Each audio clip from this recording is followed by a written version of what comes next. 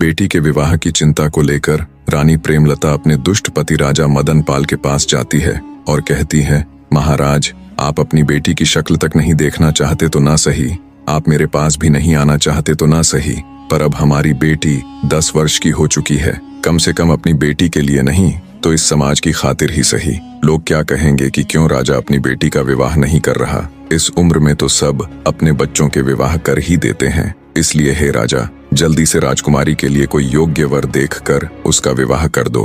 अनमने ढंग से रानी प्रेमलता की बात सुन रहे राजा ने जब उनकी बातों पर विचार किया तो सोचा, रानी ठीक ही कह रही है, सब क्या सोचेंगे। इसी विचार के साथ राजा ने राजकुमारी तारावती के लिए ना चाहते हुए भी वर ढूंढना शुरू कर दिया और कुछ ही दिन बाद पास के ही एक प्रतापगढ़ नामक राज्य में राजकुमारी तारावती का रिश्ता पक्का कर दिया। प्रतापगढ़ के ऊपर उन दिनों राजा धर्मपाल का शासन था। उनका एक ही पुत्र था जिसका नाम अभिमन्यु था। तय समय पर युवराज अभिमन्यु के साथ राजकुमारी तारावती का विवाह संपन्न हो जाता है। ऐसे ही समय बीतता गया। राजकुमारी तारा अब 18 वर्ष की हो चुकी थी। वो अब पहले से भी कहीं अधिक सुंदर हो गई थी। राजकुमारी तारा को भगवान ने जितना सुंदर रूप दिया था वैसी ही उसकी बुद्धि भी थी।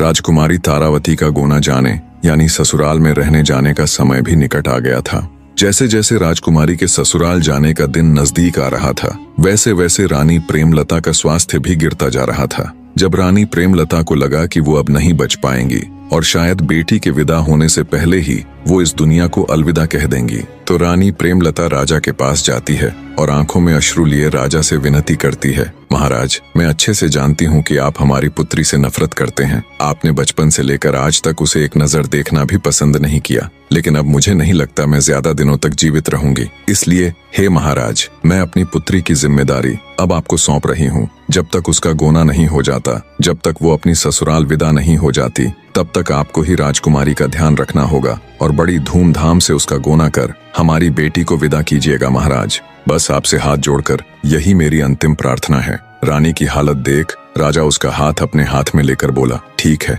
मैं हमारी बेटी का ध्यान रखूंगा। राजा से तसल्ली मिलने के बाद रानी प्रेमलता का देहांत हो जाता है। रानी के देहांत के बाद उससे किए गए वादे के अनुसार राजा मदन पाल राजकुमारी तारावती को संदेश पहुंचवाते हैं कि आज वो उससे मिलने आएंगे। जब राजकुमारी तारावती को अपने पिता का संदेश मिला तो उसकी खुशी का कोई ठिकाना नहीं था। जिंदगी में पहली बार आज वो अपने पिता से मिलने वाली थी। दरबार के कामों से निवृत्त हो जब राजा राजकुमारी तारावती से मिलने जनाना महल जाते हैं और उसे आवाज लगाते हैं, तब राजा की आवाज सुन जैसे ही राजकुमारी तारा राजा के सामने आती है तो राजकुमारी तारा को देखते ही मदन पाल सुन्न पड़ जाता है। बने रहे।